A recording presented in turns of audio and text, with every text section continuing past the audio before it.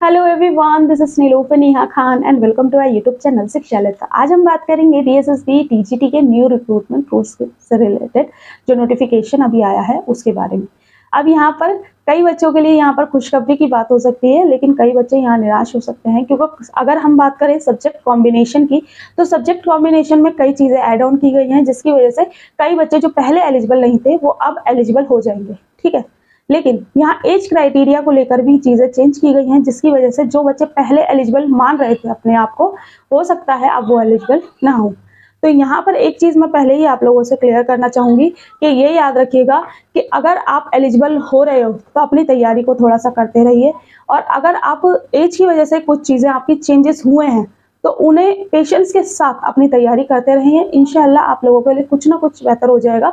लेकिन हाँ, चीजें जो चेंज हुई हैं वो मैं आप लोगों को क्लियर कर देती हूँ। सबसे बड़ा चेंजेस जो देखने को मिला है वो सब्जेक्ट कॉम्बिनेशन को देखने को मिला है। जैसे कि आपका यहाँ पर आप टीजीटी की पोस्ट के लिए जब भी अप्लाई करते हैं तो यहाँ पर आपको दो तीन चीजें देखने को मिलती हैं। जैसे जब भी आप अप्लाई करते थे तो पहले जो क्राइटेरिया था वो 45% ग्रेजुएशन में होने चाहिए थे, लेकिन यहाँ पर अब ये चीजें क्लियरली मेंशन की गई हैं, जैसा कि टीजीटी एसएसटी या फिर टीजीटी नेचुरल साइंस। इन दो सब्जेक्ट कॉम्बिनेशन को लेकर बहुत बच्चे कंफ्यूज रहते थे, तो उन दोनों की ही मैं बता देती हूँ। जैसे टीजीटी इंग्लिश, हिंदी और मैथ्स, लैंग्वेज और मैथ्स, ये तो ऐसे सब्जेक्ट हैं जिन्हें आपने अपनी ग्रेजुएशन में 3 साल पढ़ा होना चाहिए, तभी आप एलिजिबल हो। कौन कौन से सब्जेक्ट? टीजीटी इंग्लिश लैंग्वेज वाला सेक्शन आपका, टीजीटी हिंदी और टीजीटी मैथ्स, ये तीन आपने ग्रेजुएशन में तीनों साल पढ़े होने चाहिए, तभी आप एलिजिबल हो। ठीक है, पहली चीज।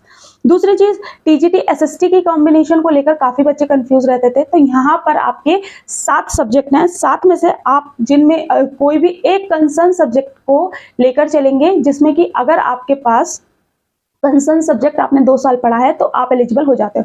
जैसे पहले टीजीटी एसएसटी का सब्जेक्ट कॉम्बिनेशन होता था, मतलब 2 सब्जेक्ट आपको लेके चलना पड़ता था, लेकिन अब ऐसा कुछ नहीं है। कॉम्बिनेशन में ये क्लियरली मेंशन किया है, कोई भी एक सब्जेक्ट जो आपने अपनी ग्रेजुएशन में 2 साल पढ़ा है और उसमें आपके 50% मार्क्स हैं, तो आप एलिजिबल हो जाते हो। टीजीटी एसएसटी के लिए है और टीजीटी नेचुरल साइंस के लिए भी सेम चीज है, लेकिन टीजीटी नेचुरल साइंस में कुछ सब्जेक्ट्स को और इंक्लूड किया गया है ताकि और बच्चे एलिजिबल हो सके। तो यहाँ पर तो आप लोगों के लिए बहुत खुशखबरी की बात है कि कई बच्चे, बहुत जैसे कि कॉमर्स वाले बच्चे जो थे, वो यहाँ पर बहुत कंफ्यूज रहते थे कि हम टीजीटी एसएसटी में एलिजिबल होंगे या नहीं होंगे।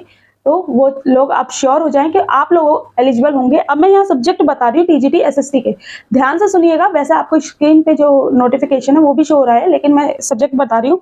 लिख लीजिए, history, political science, geography, economics, sociology, business study और स्टैटिक्स। ठीक है, अगर इन सारे सब्जेक्टों में से कोई भी एक सब्जेक्ट आपने 2 साल एज अ कंसर्न सब्जेक्ट आपने पढ़ा है तो आप एलिजिबल हो जाते हो टीजीटी एसएसटी के लिए। होप सो आप लोगों को कुछ चीजें क्लियर हुई हो। कौन कौन से सब्जेक्ट, मैं रिपीट कर रही हूँ, history, political science, geography, economics, sociology, business study और स्टैटिक्स। ठीक है, तो अगर ये इन सब्जेक्टों में से कोई भी एक सब्जेक्ट आपने 2 साल पढ़ा है तो आप एलिजिबल हो। इसके बाद बात करें टीजीटी नेचुरल साइंस की, तो यहाँ पर बहुत सारे सब्जेक्ट दे रखे हैं, जैसे कि physics, chemistry, biology, botany, zoology, anthropology, life science, electronics, biotech, biochemistry, micro biology और बायोमैकेनिकल साइंस। ठीक है, अगर इन सब्जेक्टों में से कोई भी एक सब्जेक्ट आपने 2 साल पढ़ा है तो भी आप एलिजिबल हो। वैसे आपको यहाँ नोटिफिकेशन में चीजें शो हो रही हैं, लेकिन फिर भी याद रखिएगा ये सब्जेक्ट आपके कॉम्बिनेशन में 2 साल, अगर कॉम्बिनेशन कह रही हूँ सॉरी, अगर आपने 2 साल पढ़े हैं तो आप एलिजिबल हो।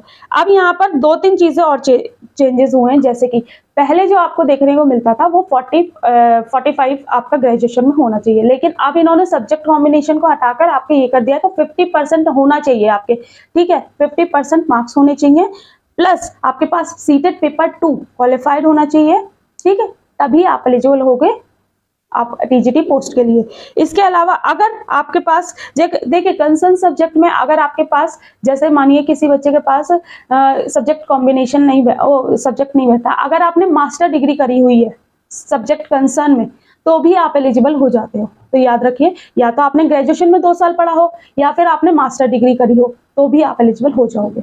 इसके बाद अगर बात करें, किसी बच्चे ने जो बच्चे बीएड साथ में करते हैं, बीएससी साथ में करते हैं, और सॉरी बीएड बीएससी साथ में करते हैं, ये वाला जो होता है आपका 4 साल का इंटीग्रेटेड जो कोर्स होता है, जिसमें कि इसमें आपकी एलिजिबिलिटी चेंज हो जाती है। इसमें आपने एटलीस्ट 3 साल आपका सब्जेक्ट कंसर्न पढ़ा होना चाहिए।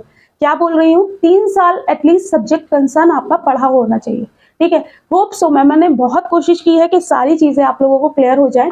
बाकी ये नोटिफिकेशन मैं आप लोगों के साथ शेयर कर दूंगी। इसके अलावा भी आपके कोई डाउट होते हैं तो आप मुझे क्लियर करिएगा। अरे हाँ, और हाँ, सबसे बड़ी बात, जो एज क्राइटेरिया की बात करें तो एज क्राइटेरिया जो यहाँ पर दिया गया है वो 30 इयर्स दिया गया है, यानी कि 30 साल से ऊपर वाले कैंडिडेट यहाँ अप्लाई नहीं कर सकते।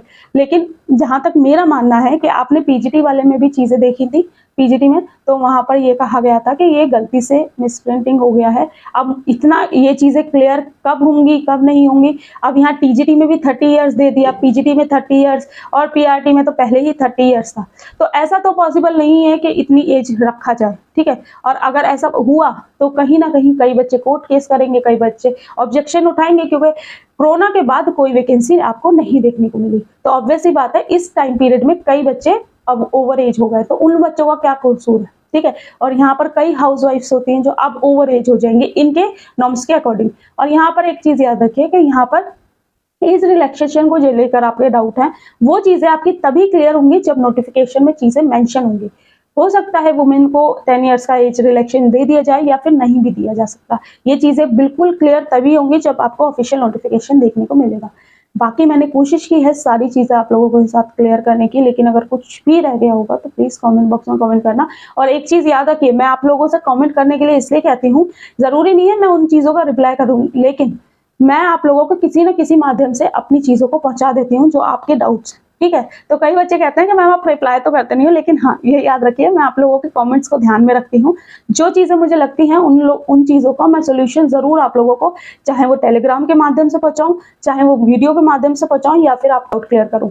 आप लोगों से रिक्वेस्ट है कि प्लीज जो बच्चे अभी ओवर एज की वजह से मतलब डिमोटिवेट हो गए होंगे, प्लीज पेशेंस रखते हुए जैसे अभी तक तैयारी कर रहे थे तैयारी करते रहिए।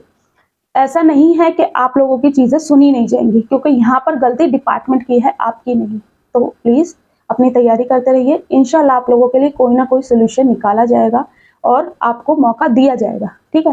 तो डिमोटिवेट होकर तैयारी बिल्कुल भी नहीं बंद करनी, ये याद रखिए। और जो बच्चे एलिजिबल अब इनके अकॉर्डिंग एलिजिबल हुए हैं, उन लोगों को शुभकामनाएं, क्योंकि बहुत बच्चे पहले से तैयारी कर रहे हैं तो उनके साथ आपका कॉम्बिनेशन है। और कई कॉमर्स वाले बच्चे जो होंगे उन लोगों को बहुत सी चीजें मैनेज करनी पड़ेंगी। तो इसलिए मैं पहले ही कह रही हूँ कि आप लोग थोड़ा सा अपनी तैयारी को अभी से ही अच्छे से स्टार्ट कर दीजिएगा, टीजीटी एसएसटी वाले बच्चे, ठीक है। और बाकी मैं कोशिश करती रहूंगी कि आप लोगों के लिए कई चीजें प्रोवाइड कर सकूं। बाकी कई बच्चों की कुछ शिकायतें हैं, लेकिन वो मैं आपकी सारी चीजें पूरी करूंगी इंशाल्लाह। थोड़ा सा मुझे टाइम दीजिए, क्योंकि अभी क्या है ना, अभी बहुत सी चीजें मेरी पर्सनल लाइफ में भी चल रही हैं और प्रोफेशनल लाइफ में भी चल रही है। आप लोगों से दुआ है कि आप लोग मेरे लिए दुआ करते रहिए, मैं आप लोगों के लिए दुआ करती रहूंगी। बाकी मिलते हैं आपसे किसी और वीडियो में, इंशाल्लाह आप लोगों के लिए चीजें बेहतरीन हो और मेरे लिए भी बेहतरीन हो। Thank you for watching. और कोई दिक्कत कोई परेशानी हो तो कमेंट करना। Thank you.